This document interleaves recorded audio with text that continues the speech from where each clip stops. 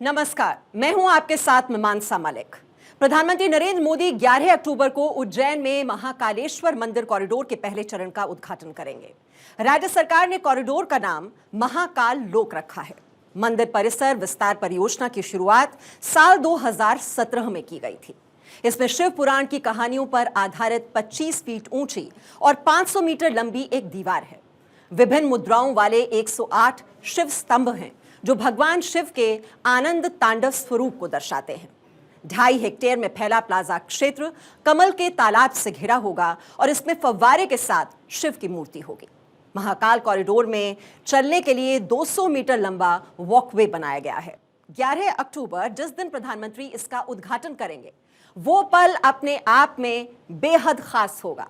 और खास होगा ये पल उन लोगों के लिए भी जो सिंगर कैलाश खेर की गायकी के मुरीद हैं। जी हां, सिंगर कैलाश खेर ने महाकाल का पहला स्तुति गान या कहें जय श्री महाकाल तैयार किया है। इसे कैलाश खेर ने ही लिखा है, कंपोज किया है, गाया है। और इस पर ज्यादा जानकारी के लिए इस वक्त हमारे साथ खुद सिंगर कैलाश खेर जुड़े हुए हैं। कैलाश खेर जी, बहुत बहुत स्वागत है आपका। और महाकाल लोक का लोकार्पण होने वाला है और आप स्तुति गान उस दिन वहां पर प्रस्तुत करने वाले हैं। किस तरह से, वैसे तो आप भगवान शिव को समर्पित बहुत से गाने अभी तक गा चुके हैं, लेकिन ये अपने आप में किस तरह से एक अलग और सुखद अनुभव रहने वाला है? मेरे महादेव का मनन, मेरे महादेव का वंदन जब जब किया जाता है, जहां जहां किया जाता है, ऐसा लगता है जैसे लोक का परिवर्तन हो रहा हो, किसी देवलोक में कोई उत्सव मन रहा हो। चाहे आदि योगी का विमोचन हुआ हो 5 साल पहले, वो भी प्रधानमंत्री जी के सानिध्य में हुआ था। तत्पश्चात जो 11 अक्टूबर ब्रह्म मुहूर्त प्रातः काल में होने वाला है, उसके लिए भी पूरा जग, पूरा विश्व पलकें बिछाकर प्रतीक्षा कर रहा है। और मेरे महाकाल जैसे अपना स्वरूप बदलकर स्वयं अवतरित होंगे इस धरा पर। और उज्जैन नगरी जो है वो हमारी पौराणिक नगरी है। सप्त ऋषियों ने जो बसाई है भारत में, वो पहली ऐसी नगरी है जिसको देव नगरी भी हम कहते हैं, जो परमात्मा के द्वारा स्वयं बसाई गई है धरा पर। और ऐसी नगरी में जो पुनरुत्थान हुआ है हमारे उज्जैन महाकाल मंदिर प्रांगण का, तो जिसका नाम श्री महाकाल लोक, उसका लोकार्पण हमारे आदरणीय प्रधानमंत्री जी करेंगे। और जय श्री महाकाल जो हमने स्तुति गान बनाया है, उसका विमोचन भी परसों सुबह 11 अक्टूबर को होगा। और परमात्मा की अनुकंपा से पूरा मध्य प्रदेश एक दिव्य अनुभूति का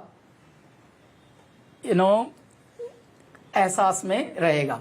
जी बिल्कुल। और भगवान शिव की जो महिमा है कैलाश जी, वो तो अपरंपार है, लेकिन उस महिमा, प्रासंगिकता, पौराणिकता और इस नगरी के इतिहास को सुरों में सजाना एक कलाकार के लिए कितनी बड़ी चुनौती? जी, हम लोगों के लिए वैसे मीमांसा, मुझे लगता है कि चुनौती ही हम लोगों का विशेष स्वाद है।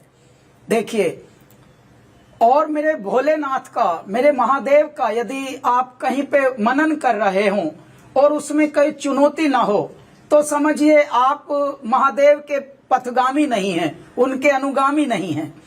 तो इसमें कुछ चुनौतियां ये थी कि हमें 4 मिनट में मनोरंजन पे भी ध्यान देना है, एनलाइटनमेंट पे भी ध्यान देना, अवलोकन पे भी ध्यान देना, मनन पे भी ध्यान देना है, और थोड़ा जनमानस को जानकारियां भी देनी है।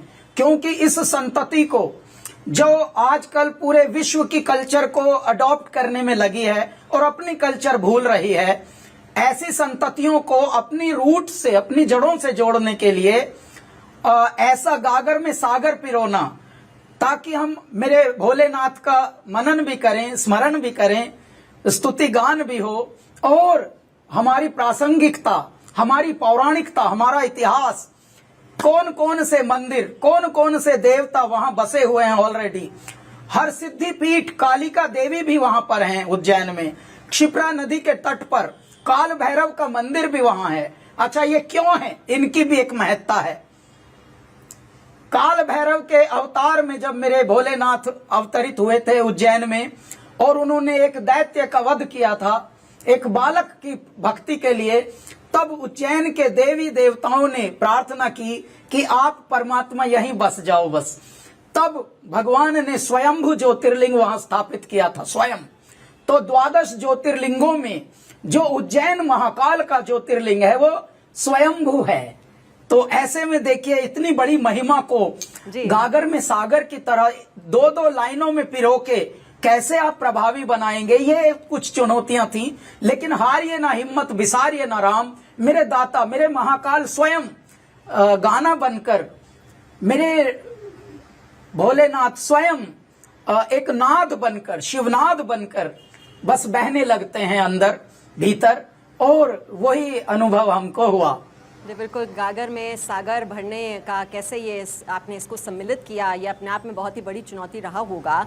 और आप इसके लिए उज्जैन भी कई बार गए, ये हमने सुना है। आपने काफ़ी दिन इस पर काम किया और तब जाकर आपने इसको तैयार किया, लिखा, कंपोज किया, और ये इतनी मेहनत के बाद अब ये दिन आएगा जब आप वहां जाकर ये परफॉर्म करने वाले। मीमांसा, मैं आपको इसके बारे में बताता हूँ। न केवल उज्जैन हम गए, परंतु हमारे एक महाराज जी हैं, बहुत ही समझ लीजिए वो परमात्मा के अवतरण ही हैं। उनका नाम ही महाराज जी है, कोई वो उनका ना आधार कार्ड है ना कुछ।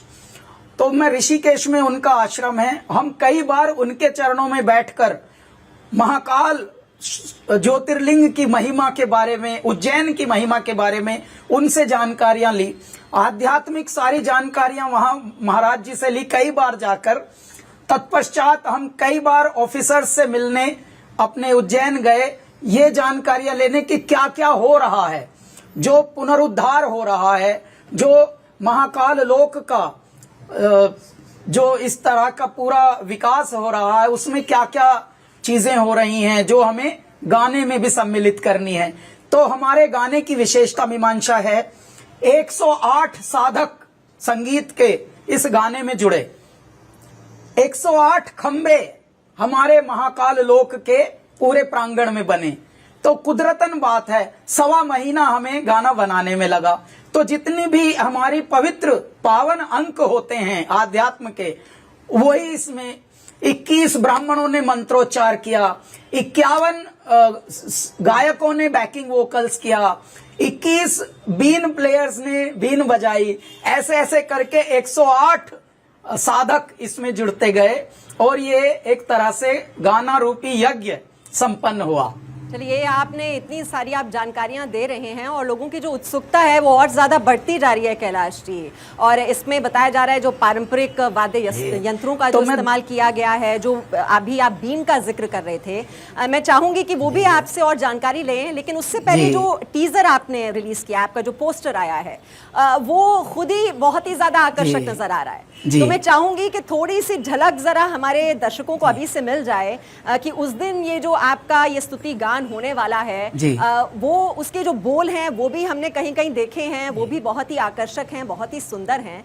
तो थोड़ी सी झलक हमारे दर्शकों के लिए आज हो जानी चाहिए कैलाश जी। भारत मध्य स्वयंभू ज्योतिर्लिंग यजामहे, हे पार ब्रह्म परमेश्वर शिव शंभु दयामहे। क्षिप्रा के तट पे अवंतिका उज्जैनी नगरी, महादेव के मानन में है मगन सगरी। माहर सिद्धि पीठ कालिका विराजे, शिव शिव जापे 8 पहर 64 घड़िया चक शीश निभाते। यक्ष दक्ष करे भस्म आरती श्रृंगार दर्शन, ऋषि मुनि ध्यानी हर हर हर करे भस्म लेपन। बाजे ढोल मजीरा बाजे मृदंग, अग्रान घिड़ नक तक नक दुम टिक टिटकत गदि गनदा।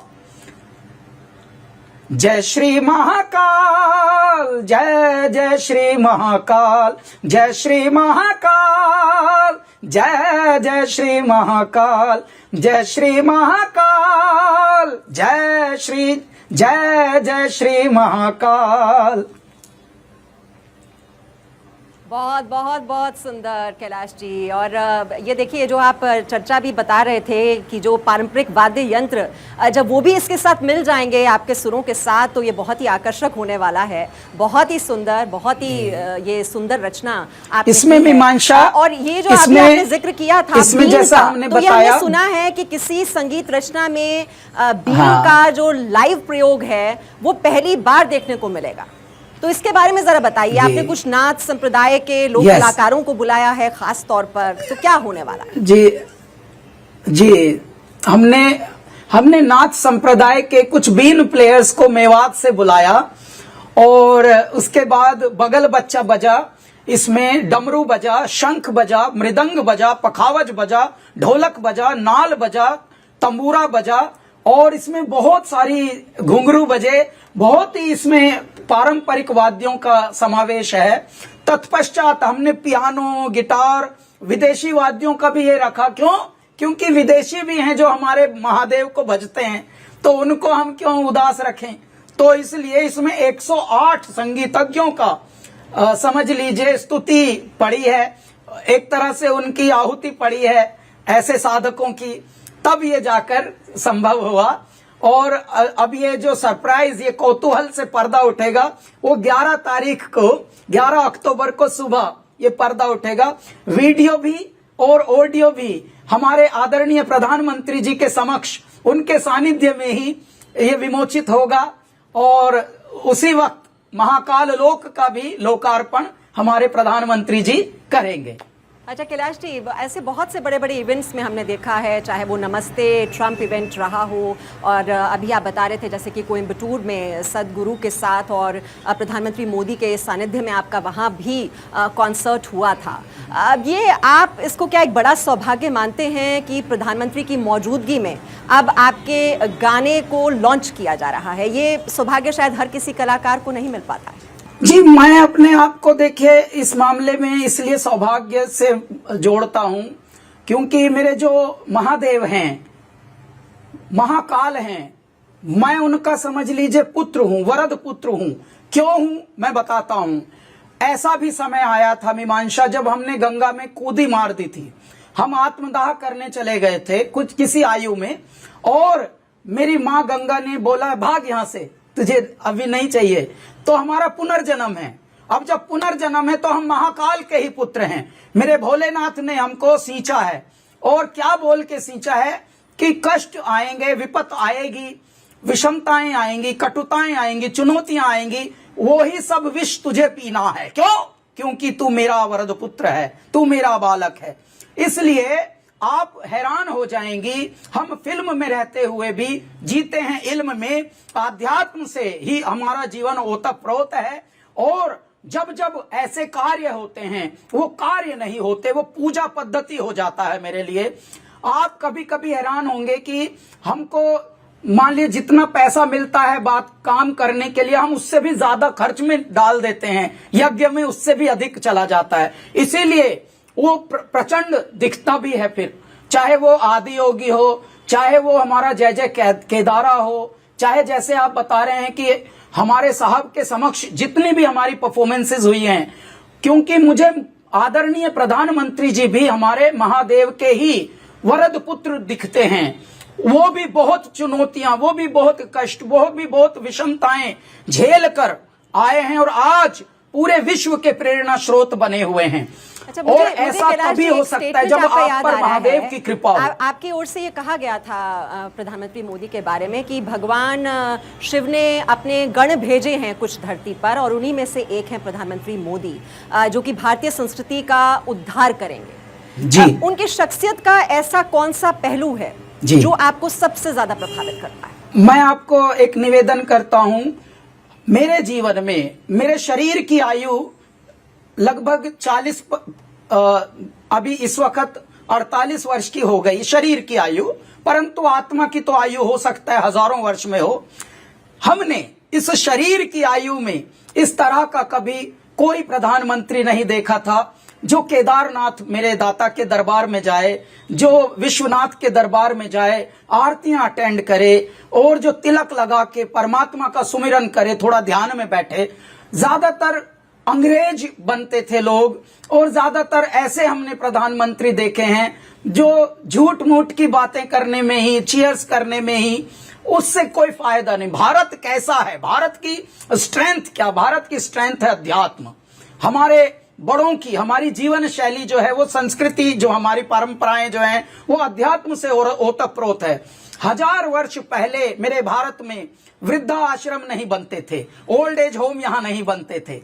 हमारे यहाँ मंदिर बनाए जाते थे, जो सेठ, नगर सेठ होते थे, आश्रम बनाते थे, मंदिरों से सटे हुए गुरुकुल बनाते थे, गौशालाएं बनाते थे। आज मेरे महादेव का एक ऐसा वरद पुत्र अवतरित हुआ जिसने अपनी संस्कृति को भी पुनरुत्थान करने का सोचा, और प्रधानमंत्री होकर जितने कर्तव्य परायणता वो कर रहे हैं देश और हमारे समाज के लिए, वो ठीक है, परंतु हमारे अध्यात्म के लिए, हमारे मंदिरों के लिए, हमारे गुरुकुलों के लिए, हमारे गौशालाओं के लिए भी सोचा जा रहा है। ये पहली बार किसी इस पद पर बैठे हुए मनुष्य को हम देख रहे हैं, तो ये अपने आप में तभी संभव है जब मेरे महादेव चाह लें।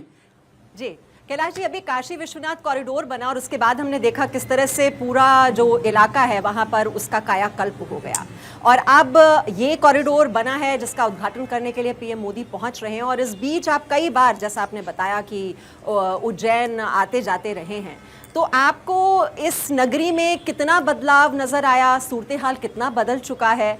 मैं चाहूंगी कुछ सुरीले अंदाज में अगर आप अपनी बात रख पाएं हमारे दर्शकों के लिए, कितनी बदल गया है उज्जैन? मैं आपको उज्जैन के बारे में बस एक बात बताता हूं मीमांसा, कि उज्जैन तो वैसे भी बसाई हुई है मेरे महादेव की, मेरे भोलेनाथ ने ही बसाई है। काशी और उज्जैन ये पौराणिक नगरी हैं। जब पृथ्वी पर निर्माण हो रहा था मनुष्यों का, मनुष्य जब बस्तियों में आने वाले थे, तो ये पहली नगरियों में से है।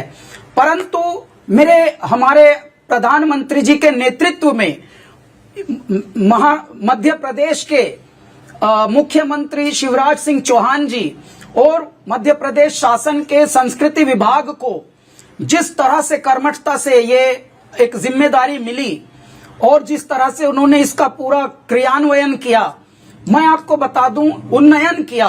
आज उज्जैन को यदि आप जाके देखेंगे तो जो संकरी गलियां थी, आप दंग रह जाएंगे कि अचानक कोई नया शहर आ गया क्या बनकर। और 108 खंबे अगर किसी प्रांगण में हो तो लगेगा आप किसी नई दुनिया में है, किसी देवलोक में है। इसीलिए इसका नाम पड़ा है महाकाल लोक, श्री महाकाल लोक। तो कितना प्यारा नाम भी है। और मैं इसके लिए आपके दर्शकों के लिए परमात्मा को सुमिरन करते हुए ये गा लेता हूं। अगर बम बम बम बम बम बम बम बम बम लहरी, अगर बम बम बम बम बम बम बम बम लहरी, हाथ जोड़ के बोली गवर जाती, नो लोक बसाए बस्ती में, आप बसे वीराने में, अजी राम भजो जी, राम भजो जी, शिव का वंदन किया करो, अजी शिव का वंदन किया करो जी। अगर